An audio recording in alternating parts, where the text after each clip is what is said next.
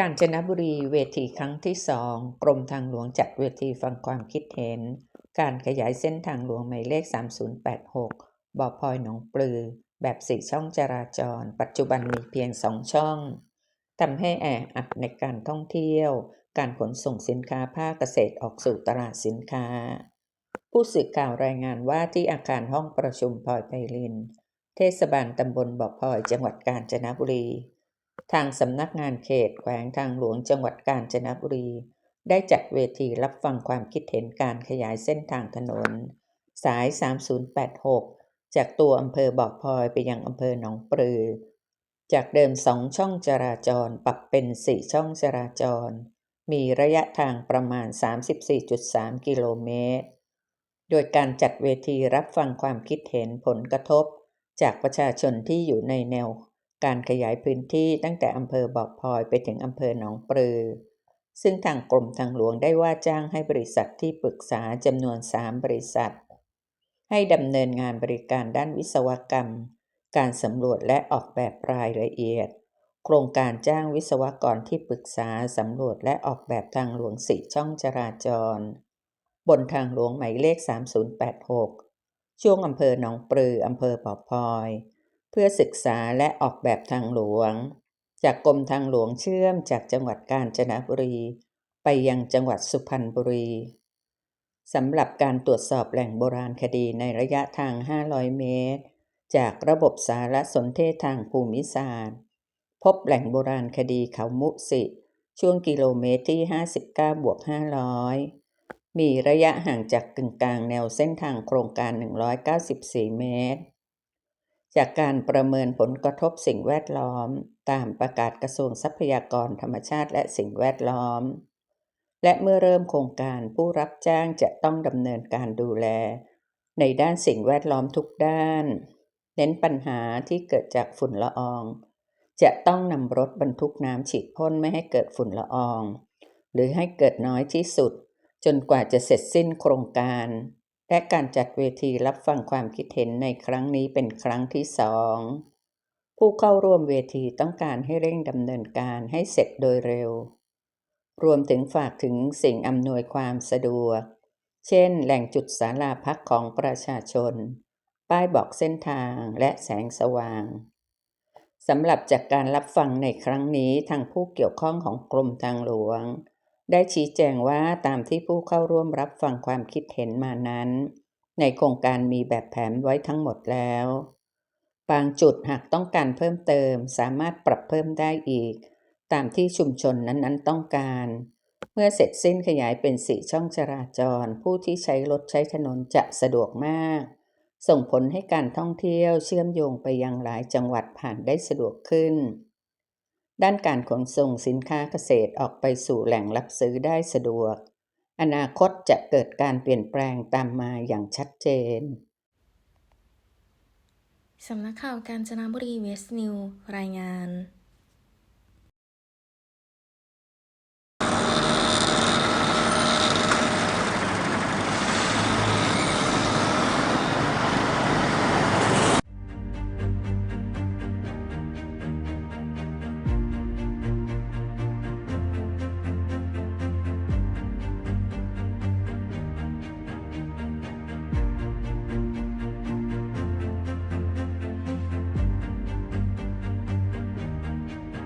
ทางหลวงหมายเลข3086เป็นเส้นทางสำคัญเชื่อมระหว่างจังหวัดสุพรรณบุรีกับจังหวัดกาญจนบุรีปัจจุบันเส้นทางดังกล่าวมีปริมาณการจราจรเพิ่มขึ้นอย่างต่อเนื่องโดยเฉพาะช่วงอำเภอหนองปลือไปอำเภอบ่อพลอยทำให้ผู้ใช้ทางไม่ได้รับความสะดวกในการเดินทางกรมทางหลวงจึงมีแผนสำรวจและออกแบบปรับปรุงทางหลวงหมายเลข3086จาก2ช่องจราจรให้เป็น4ช่องจราจร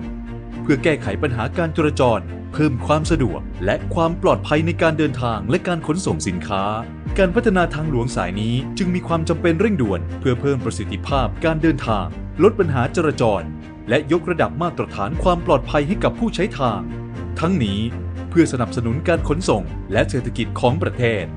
จากการตรวจสอบพื้นที่ของโครงการเบื้องต้นพบว่ามีแหล่งโบราณคดีในระยะทาง500เมตรจำนวน1แห่งคือแหล่งโบราณคดีเขามุสิโครงการจึงเข้าข่ายต้องจัดทำรายงานการประเมินผลกระทบสิ่งแวดล้อม ตามประกาศกระทรวงทรัพยากรธรรมชาติและสิ่งแวดล้อมเรื่องกำหนดโครงการกิจการหรือการดำเนินการซึ่งต้องจัดทำรายงานการประเมินผลกระทบสิ่งแวดล้อมและหลักเกณฑ์วิธีการและเงื่อนไขในการจัดทำรายงานการประเมินผลกระทบสิ่งแวดล้อมฉบับที่ 2 พุทธศักราช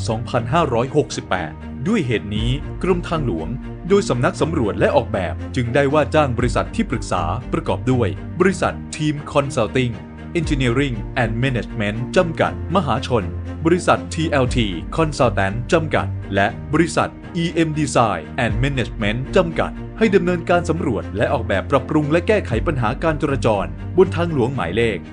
3086 ช่วงอำเภอหนองปลือถึงอำเภอบ่อพลอยและดำเนินการศึกษาด้านสิ่งแวดล้อมและการมีส่วนร่วมของประชาชนโครงการนี้มีเป้าหมายหลักคือการขยายจำนวนช่องจราจรให้เพียงพอต่อปริมาณรถในอนาคตโดยการออกแบบจะคำนึงถึงสภาพภูมิประเทศโครงข่ายทางหลวงระบบระบายน้ำและผลกระทบต่อสิ่งแวดล้อมและประชาชนในพื้นที่โดยมีพื้นที่ศึกษาของโครงการครอบคลุม2อำเภอ5ตำบลได้แก่ตำบลบ่อพลอยตำบลช่องด่านตำบลหลุมรังตำบลหนองรีอำเภอบ่อพลอยและตำบลหนองปลืออำเภอหนองปลือจังหวัดกาญจนบุรีรวม41หมู่บ้านและชุมชนแนวเส้นทางโครงการมีจุดเริ่มต้นโครงการบริเวณตำบลบ่อพลอยอำเภอบ่อพลอยบนทางหลวงหมายเลข 3086 ประมาณกิโลเมตรที่ 28+798 บริเวณทางแยกบ่อพลอยจุดตัดทางหลวงหมายเลข 3342 และมีจุดสิ้นสุดโครงการบริเวณตำบลหนองปลืออำเภอหนองปลือจังหวัดกาญจนบุรีประมาณกิโลเมตรที่ 63+050 เป็นแนวเส้นทางแนวเหนือใต้ระยะทางรวมโดยประมาณ 34.3 กิโลเมตรปัจจุบันถนนทั่วไปมีขนาดตั้งแต่ 2-8 ช่องจราจรประกอบด้วยถนนช่วงนอกชุมชนมีขนาด2ช่องจราจรถนนช่วงเขตชุมชนมีขนาด 4-8 ช่องจราจรโดยสภาพพื้นที่ตามแนวเส้นทางโครงการมีลักษณะเป็นที่ราบและพื้นที่2ข้างทางส่วนใหญ่เป็นพื้นที่เกษตรกรรมสลับกับพื้นที่ชุมชนจึงมีแนวคิดการออกแบบปรับปรุงทางหลวงหมายเลข 3086 พิจารณาการออกแบบให้สอดคล้องกับสภาพภูมิประเทศและปริมาณจราจรโดยก่อสร้างบนเขตทางเดิมขนาด 40 เมตรดังนี้ถนนโครงการช่วงนอกชุมชนพิจารณาเกาะกลาง 3 รูปแบบได้แก่รูปแบบที่ 1 เกาะกลางแบบร่อง Depressed Median รูปแบบที่ 2 เกาะกลางแบบยก Raised Median รูปแบบที่ 3 เกาะกลางกำแพงคอนกรีต Barrier Medianจากการพิจารณาคัดเลือกรูปแบบถนนโครงการช่วงนอกชุมชนโดยใช้หลักเกณฑ์ 3 ด้านประกอบด้วย 1. ด้านวิศวกรรมและจราจร 40 คะแนนซึ่งพิจารณาจากปัจจัยด้านความปลอดภัยของรถทางตรงการกลับรถและการเลี้ยวการละเมิดการใช้เกาะกลางและปัญหาการระบายน้ำบนผิวจราจร 2. ด้านการลงทุน 30 คะแนนซึ่งพิจารณาจากปัจจัยด้านราคาค่าก่อสร้างและการซ่อมบำรุง 3. ด้านผลกระทบสิ่งแวดล้อม30 คะแนนซึ่งพิจารณาจากปัจจัยด้านอุบัติเหตุและความปลอดภัยของคนข้ามถนนผลกระทบผู้ใช้ทางขณะก่อสร้างและผลกระทบต่อการสูญเสียต้นไม้สรุปผลการคัดเลือกรูปแบบถนนโครงการช่วงนอกชุมชนพบว่ารูปแบบทางเลือกที่ 3 เกาะกลางกำแพงคอนกรีต Barrier Median มีความเหมาะสมมากที่สุดโดยรูปแบบนี้มีความกว้างช่องจราจรละ 3.5 เมตรไหลทางด้านนอกกว้าง 2.50 เมตรไหลทางด้านในกว้าง 1.0 เมตรมีเกาะกลางแบบกำแพงคอนกรีตกว้าง 0.6 เมตรรูปแบบนี้มีความปลอดภัยป้องกันการเสียหลักข้ามเกาะกลางมาชนประสานงากันได้ดีกว่าเกาะแบบร่องและเกาะแบบยกป้องกันรถจักรยานยนต์ปีนเกาะเพื่อข้ามฝั่งได้ใช้พื้นที่ในการก่อสร้างน้อยค่าก่อสร้างไม่สูงมากมีผลกระทบต่อผู้ใช้ทางขณะก่อสร้างน้อยที่สุดและสูญเสียต้นไม้บริเวณด้านข้างถนนน้อยที่สุดถนนโครงการช่วงพื้นที่ชุมชนพิจารณาเกาะกลาง3รูปแบบได้แก่รูปแบบที่ 1 เกาะกลางแบบยก Raised Median รูปแบบที่ 2 เกาะกลางกำแพงคอนกรีต Barrier Median รูปแบบที่ 3 เกาะกลางแบบเกาะสี Painted Median จากการพิจารณาคัดเลือกรูปแบบถนนโครงการช่วงพื้นที่ชุมชนโดยใช้หลักเกณฑ์3ด้านประกอบด้วย 1. ด้านวิศวกรรมและจราจร40คะแนนซึ่งพิจารณาจากปัจจัยด้านความปลอดภัยของผู้ใช้ทางความสอดคล้องกับการพัฒนาเต็มรูปแบบในอนาคตการกลับรถและการเลี้ยวการละเมิดการใช้เกาะกลางและปัญหาการระบายน้ำบนผิวจราจร 2. ด้านการลงทุน30คะแนนซึ่งพิจารณาจากปัจจัยด้านราคาค่าก่อสร้างและการซ่อมบำรุง 3. ด้านผลกระทบสิ่งแวดล้อม30คะแนนซึ่งพิจารณาจากปัจจัยด้านอุบัติเหตุและความปลอดภัยของคนข้ามถนนผลกระทบผู้ใช้ทางขณะก่อสร้างและสุนทรียภาพสรุปผลการคัดเลือกรูปแบบถนนโครงการช่วงพื้นที่ชุมชนพบว่ารูปแบบทางเลือกที่1เกาะกลางแบบยก Rested Median มีความเหมาะสมมากที่สุดโดยรูปแบบนี้มีความกว้างช่องจราจรช่องละ 3.50 เมตรไหลทางด้านนอกกว้าง 2.75 เมตรพร้อมทางเท้าและมีเกาะกลางแบบยกกว้าง 5.10 เมตรรูปแบบนี้มีพื้นที่และลักษณะเกาะกลางถนนมีความสอดคล้องกับการพัฒนาเต็มรูปแบบในอนาคตมากที่สุดเหมาะกับช่วงรถที่ใช้ความเร็วไม่สูงมากในช่วงชุมชนช่วยเพิ่มความปลอดภัยแก่ผู้ขับขี่และคนเดินเท้าได้ดีมากสามารถใช้พื้นที่เกาะกลางเป็นช่องรอเลี้ยวสำหรับจุดกลับรถได้สามารถใช้เกาะเป็นที่พักรอของคนเดินข้ามถนนได้อย่างปลอดภัยและไม่บดบังทัศนวิสัยของผู้ใช้ทางสำหรับจุดตัดทางแยกที่สำคัญของโครงการมี3แห่งคือ 1. ทางแยกบ่อพลอย 2. ทางแยกช่องด่าน 3. ทางแยกหนองรีโดยจากการวิเคราะห์ปริมาณจราจรพบว่าทางแยกทั้ง3แห่งจะควบคุมด้วยระบบสัญญาณไฟจราจรและปรับปรุงบริเวณทางแยกให้สามารถรองรับปริมาณจราจรในอนาคตได้การศึกษาด้านสิ่งแวดล้อมของโครงการจะดำเนินการศึกษาครอบคลุมพื้นที่500เมตรจากกึ่งกลางแนวเส้นทางโครงการ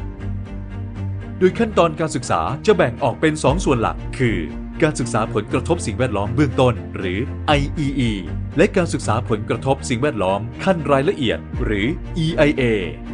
สำหรับการศึกษาด้านสิ่งแวดล้อมในช่วงที่ผ่านมาที่ปรึกษาได้ดำเนินการรวบรวมข้อมูลทุติยภูมิและสำรวจภาคสนามเบื้องต้นทำการศึกษาครอบคลุม4ด้านได้แก่ทรัพยากรสิ่งแวดล้อมด้านกายภาพทรัพยากรสิ่งแวดล้อมด้านชีวภาพคุณค่าการใช้ประโยชน์ของมนุษย์คุณค่าต่อคุณภาพชีวิตสำหรับผลการประเมินผลกระทบสิ่งแวดล้อมเบื้องต้นพบว่ามีปัจจัยด้านสิ่งแวดล้อมที่ได้รับผลกระทบจากกิจกรรมของโครงการอย่างมีนัยสำคัญที่จะนำไปศึกษาต่อในขั้นรายละเอียดหรือ EIA จำนวน21ปัจจัยแบ่งออกเป็นทรัพยากรสิ่งแวดล้อมด้านกายภาพจำนวน6ปัจจัยทรัพยากรสิ่งแวดล้อมด้านชีวภาพจำนวน2ปัจจัยคุณค่าการใช้ประโยชน์ของมนุษย์จำนวน4ปัจจัยคุณค่าต่อคุณภาพชีวิตจำนวน9ปัจจัย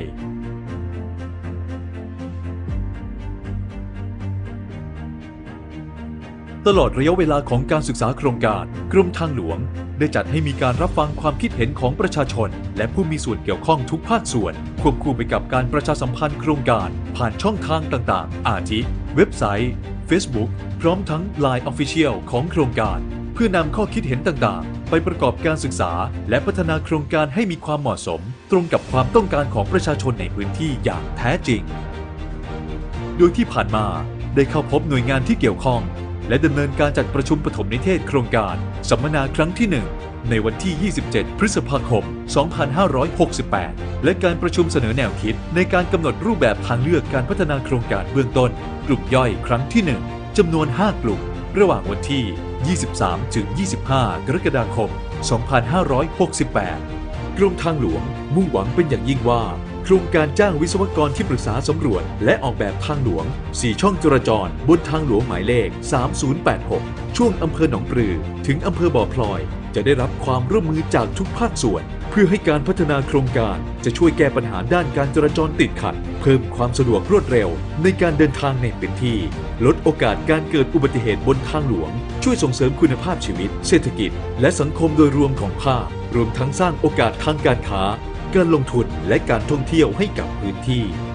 กรมทางหลวงมุ่งพัฒนาและดูแลบริการจัดการโครงข่ายทางหลวงที่สะดวกเชื่อมโยงเข้าถึงปลอดภัยตามมาตรฐานลำดับชั้นทางหลวงที่เป็นมิตรต่อสิ่งแวดล้อมและคนทุกกลุ่ม